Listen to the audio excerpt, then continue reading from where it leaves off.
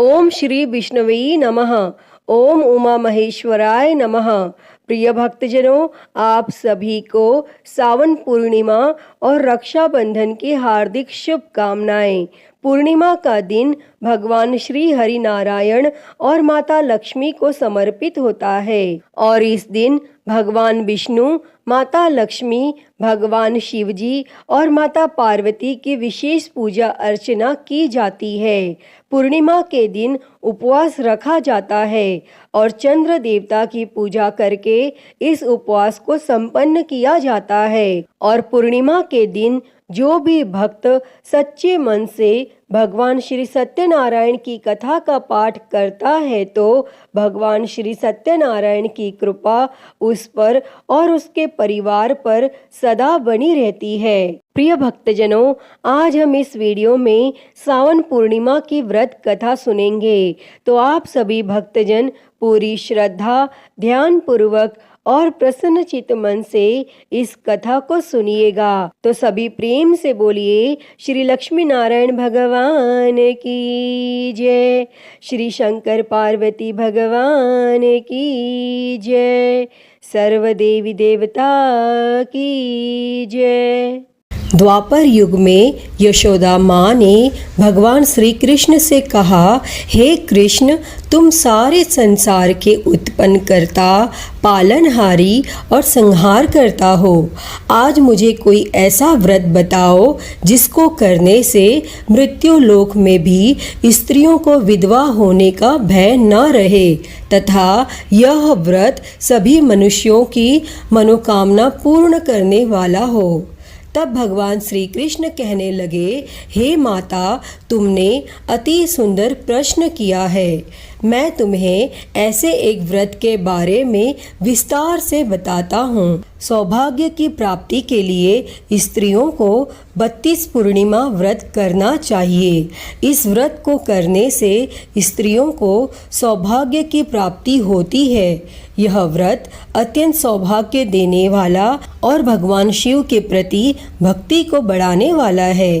तब यशोदा जी कहने लगी, हे कृष्ण, प्रथम इस व्रत को मृत्यु लोक में किसने किया था और इसके विषय में विस्तार से मुझे बताओ। तब भगवान श्री कृष्ण कहने लगे, इस भूमंडल पर अनेक प्रकार के रत्नों से परिपूर्ण कांतिका नाम की एक नगरी थी।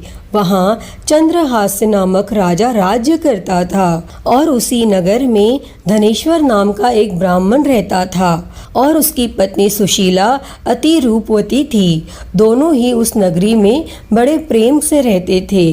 घर में धन धान्य आदि की कोई कमी नहीं थी, परंतु उनको बहुत बड़ा दुख था कि उनकी कोई संतान नहीं है। एक समय एक बड़ा योगी उस नगरी में आया। वह योगी उस ब्राह्मण के घर को छोड़कर अन्य सभी घरों से भिक्षा लेकर भोजन किया करता था। वह रूपवती से कभी भिक्षा नहीं लेता था। एक दिन वह योगी रूपवती से भिक्षा न लेकर किसी अन्य घर से भिक्षा लेकर गंगा किनारे जाकर भिक्षण को प्रेम पूर्वक ग्रहण करने लगा कि तब धनेश्वर ने योगी का यह सब कार्य देख लिया और अपनी भिक्षा के अनादर से दुखी होकर धनेश्वर योगी से बोला, हे महात्मन, आप सब घरों से भिक्षा लेते हैं परंतु आप मेरे घर की भिक्षा कभी नहीं लेते, इसका क्या कारण है? तब योगी ने कहा, निसंतान घर की भीख पतितों के अन्न के तुल्य होती है और जो पतितों का अन्न खाता है वह भी पतित हो जाता है। क्योंकि तुम निसंतान हो, इसीलिए पतित हो जाने के भय से मैं तुम्हारे घर की भिक्षा नहीं लेता। तब धनेश्वर योगी की यह बात सुनकर बहुत दुखी हुआ और हाथ जोड़कर योगी के पैरों में गिर गया और कहने लगा, हे महाराज, यदि ऐसा है तो आप पुत्र प्राप्ति का कोई उपाय बताइए। आप सर्वज्ञानी हैं, मुझ पर कृपा कीजिए। हे भगवान, मेरे घर में धन की कोई कमी नहीं है, परंतु मैं पुत्र न होने के कारण अत्यंत दुखी हूँ। आप मेरे इस दुख का हरण करें, आप सामर्थ्यवान हैं। तब यह सुनकर योगी कहने लगे, हे ब्राह्मण, तुम चंडी की आराधना करो। और फिर घर आकर उसने अपनी पत्नी से सब वेदांत कहा और स्वयं तप करने के लिए वन में चला गया। और वन में जाकर उसने चंडी की उपासना की तथा उपवास किए। तब माता चंडी ने 16वें दिन उसको स्वप्न में दर्शन दिया और कहा, हे धनेश्वर, जा, तेरे घर पुत्र होगा, परंतु वह 16 वर्ष की आयु में ही मृत्यु को प्राप्त हो जाएगा। यदि तुम दोनों पति पत्नी 32 पूर्णमासियों का व्रत विधि पूर्वक करोगे तो वह दीर्घायु हो जाएगा। जितनी तुम्हारी सामर्थ्य हो, आटे के दिए बनाकर शिवजी भगवान का पूजन करना, परंतु पूर्णमासी के व्रत 32 होने चाहिए। और प्रातः काल होने पर इस स्थान के समीप तुम्हें एक आम का वृक्ष दिखाई देगा। उस पर चढ़कर तुम एक फल तोड़कर शीघ्र ही अपने घर चले जाना और अपनी पत्नी से सब वेदांत कहना। ऋतु स्नान के पश्चात वह स्वच्छ होकर श्री शंकर भगवान का ध्यान करके उस फल को खा लेगी। तब शंकर भगवान की कृपा से उसको गर्भ हो जाएगा। और फिर जब वह ब्राह्मण प्रातः काल उठा तो उसने एक स्थान के पास ही आम का वृक्ष देखा, जिस पर एक अत्यंत सुंदर आम का फल लगा हुआ था। उस ब्राह्मण ने उस आम के वृक्ष पर चढ़कर फल को तोड़ने का प्रयत्न किया, परंतु वृक्ष पर कई बार प्रयत्न करने पर भी वह चढ़ नहीं पाया। तब उस ब्राह्मण को बहुत चिंता हुई और फिर वह विघ्न विनाशक श्री गणेश भगवान की वंदना करने लगा कि हे दयानिधे, अपने भक्तों के विघ्नों का नाश करके उनके मंगल कार्य को करने वाले, दुष्टों का नाश करने वाले, रिद्धि सिद्धि प्रदान करने वाले, आप मुझ पर कृपा करके इतना बल दें कि मैं अपने मनोरथ को पूरा कर सकूं। और फिर इस प्रकार गणेश जी की प्रार्थना करने पर उनकी कृपा से धनेश्वर वृक्ष पर चढ़ गया और उसने सुंदर आम के फल को तोड़ लिया। और धनेश्वर ने सोचा, जो वरदान से फल मिला था वो यही है और कोई फल तो दिखाई नहीं दे रहा। तब उस धनेश्वर ब्राह्मण ने जल्दी से घर जाकर अपनी पत्नी को वह फल दे दिया और उसकी पत्नी ने अपने पति के कहे अनुसार उस फल को खा लिया और वह गर्भवती हो गई। और देवी जी की असीम कृपा से उसे एक अत्यंत सुंदर पुत्र उत्पन्न हुआ, जिसका नाम उन्होंने देवीदास रखा। माता पिता के हर्ष और शोक के साथ वह बालक शुक्ल पक्ष के चंद्रमा के भांति अपने पिता के घर में बड़ा होने लगा और माँ भवानी की कृपा से वह बालक बहुत ही सुंदर, सुशील और विद्या पढ़ने में बहुत ही निपुण हो गया। तब माता दुर्गा जी के आज्ञा अनुसार उसकी माता ने 32 पूर्णमासी का व्रत रखना आरंभ कर दिया, जिससे उसका पुत्र बड़ी आयु वाला हो जाए।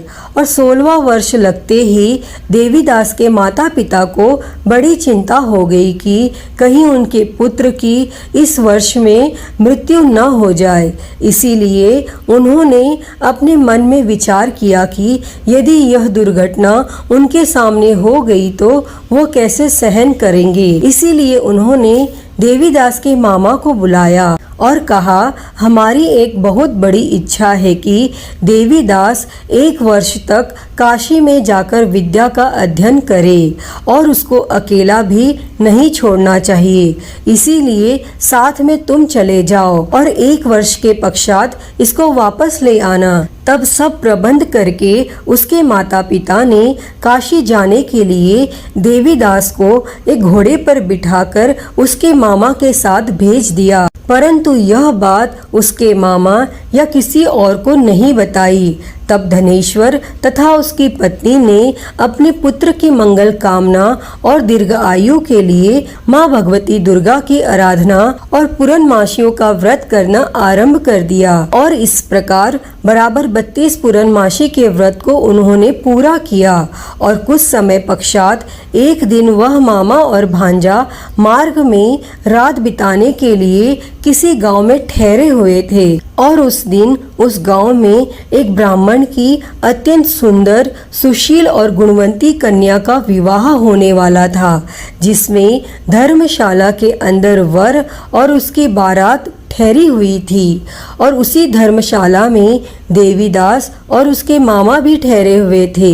संयोगवश कन्या को तेल आदि चढ़ाकर मंडप आदि का कार्य किया गया तो लग्न के समय वर को धनुर्वात हो गया। इसीलिए वर के पिता ने अपने कुटुंबियों से विमर्श करके यह निश्चय किया कि यह देवीदास मेरे पुत्र जैसा ही सुंदर है और मैं इसके साथ ही लग्न करवा दूं और बाद में विवाह के अन्य कार्य मेरे लड़के के साथ हो जाएंगे। ऐसा सोचकर देवीदास के मामा से जाकर बोला कि तुम थोड़ी देर के लिए अपना भांजा हमें दे दो, जिससे विवाह के लग्न का सब कार्य सुचारू रूप से हो सके। तब देवीदास का मामा कहने लगा, जो कुछ भी वधू पक्ष से कन्यादान के समय वर को मिले वह सब हमें दे दिया जाए तो मेरा भांजा इस बारात का दूल्हा बन जाएगा। फिर यह बात वर के पिता ने स्वीकार कर लेने पर उसने अपना भांजा वर बनने के लिए भेज दिया और उसके साथ सब विवाह कार्य विधि पूर्वक संपन्न हो गए।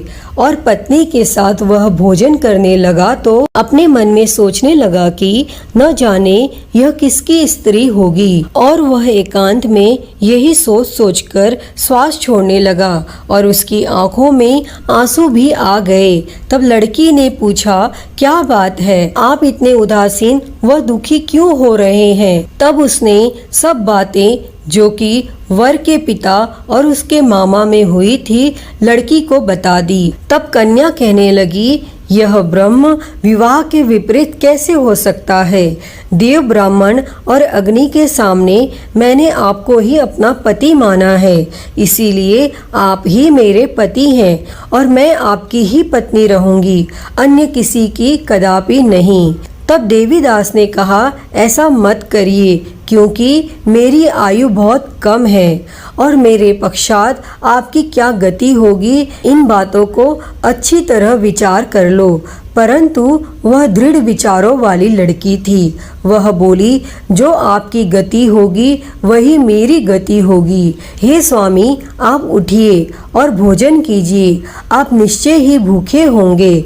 तब देवीदास और उसकी पत्नी ने भोजन किया तथा शेष रात्रि वह सोते रहे। और प्रातः काल देवीदास ने अपनी पत्नी को 3 नगों से जड़ी हुई एक अंगूठी दी और एक रुमाल दिया और बोला, हे प्रिय, इसे लो और संकेत समझकर स्थिरचित हो जाओ। मेरा मरण और जीवन जानने के लिए एक पुष्प वाटिका बना लो और उसमें सुगंधित वाली एक नवमल्लिका लगाओ और उसको प्रतिदिन जल से सिंचा करो और आनंद के साथ खेलो कूदो और उत्सव मनाओ। जिस समय और जिस दिन मेरा प्रणात होगा यह फूल सूख जाएंगे और जब यह फिर से हरे हो जाए तो समझ लेना मैं जीवित हूँ। यह बात निश्चय करके समझ लेना, इसमें कोई भी संशय नहीं है। इतना कहकर देवीदास वहाँ से चला गया और प्रातः काल होते ही वहाँ पर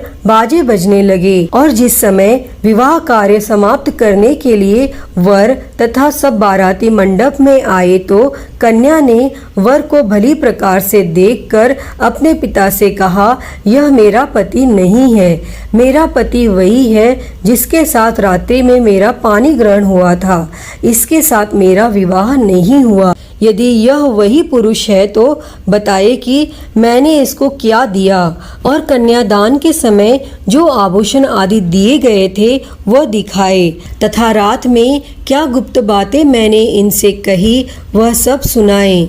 तब पिता ने उसके कहे अनुसार वर को बुलाया।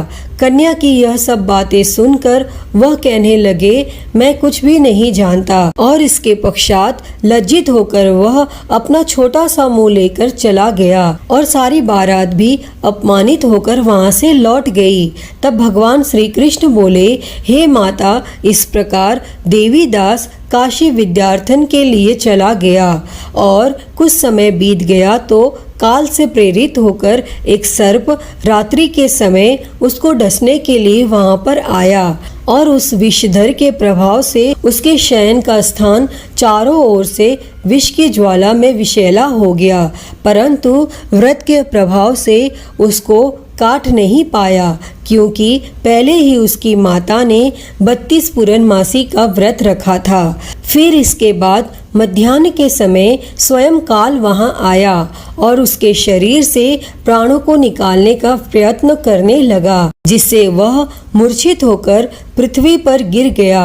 और उसी समय माता पार्वती के साथ भगवान शंकर वहां आ गए और उसको मूर्छित दशा में देखकर माता पार्वती जी ने शंकर भगवान से प्रार्थना की कि हे महाराज, इस बालक की माता ने पहले ही 32 पूर्णिमा का व्रत पूरा किया था, जिसके प्रभाव से आप इसको प्राणदान दे।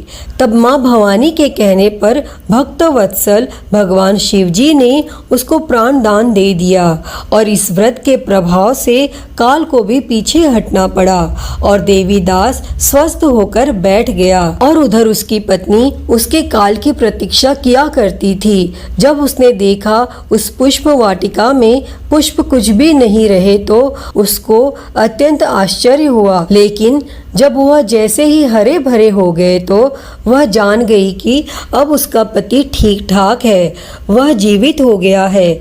यह देखकर वो बहुत ही प्रसन्न हो उठी और अपने पिता से कहने लगी, पिताजी, मेरे पति जीवित हैं, आप उनको ढूंढिए। और फिर जब 16वां वर्ष व्यतीत हो गया तो देवीदास भी अपने मामा के साथ काशी से चल दिया। इधर उसके ससुर उसको ढूंढने के लिए अपने घर से जाने ही वाले थे कि वह दोनों मामा भांजा वहां पर आ गए और उनको आया हुआ देखकर उनके ससुर को बहुत ही प्रसन्नता हुई और वह उन्हें अपने घर ले गए। उस समय नगर के निवासी भी वहां इकट्ठे हो गए और सबने निश्चय किया कि अवश्य ही इसी बालक के साथ कन्या का विवाह हुआ था। और उस बालक को कन्या ने जब देखा तो पहचान लिया कि यह तो वही है जो संकेत करके गया था।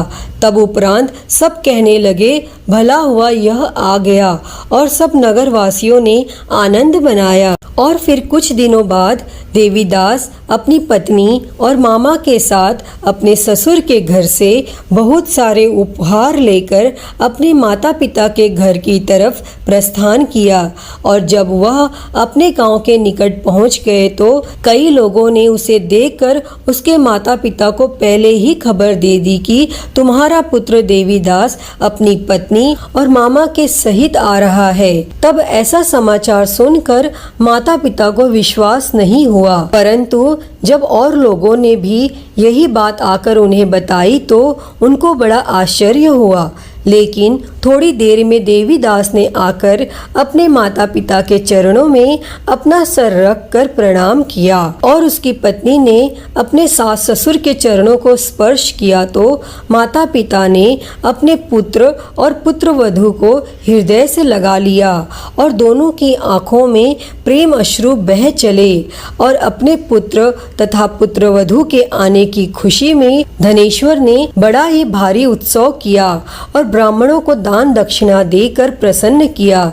तब भगवान श्री कृष्ण कहने लगे, इस प्रकार धनेश्वर 32 पूर्णमासियों के व्रत के प्रभाव से पुत्रवान हो गया और जो भी स्त्रियां 32 पूर्णमासी के व्रत को करती हैं वे जन्म जन्मांतर में वैधव्य का दुख नहीं भोगती और सदैव सौभाग्यवती रहती हैं। हे भगवान, इस कथा को कहते, सुनते और हुंकारा भरते पर सदैव अपनी कृपा बनाए रखना। तो बोलिए गणेश जी भगवान की जय, उमापति महादेव की जय, श्री लक्ष्मी नारायण भगवान की जय। प्रिय भक्तजनों, तो मैं उम्मीद करती हूँ कि आपको आज की यह कथा पसंद आई होगी और अगर वीडियो अच्छी लगी हो तो इसे लाइक करें, ज़्यादा से ज़्यादा शेयर करें और महाकाल भक्ति ज्ञान चैनल को सब्सक्राइब कर नोटिफिकेशन बेल को ज़रूर ऑन कर लें। हर हर महादेव। धन्यवाद।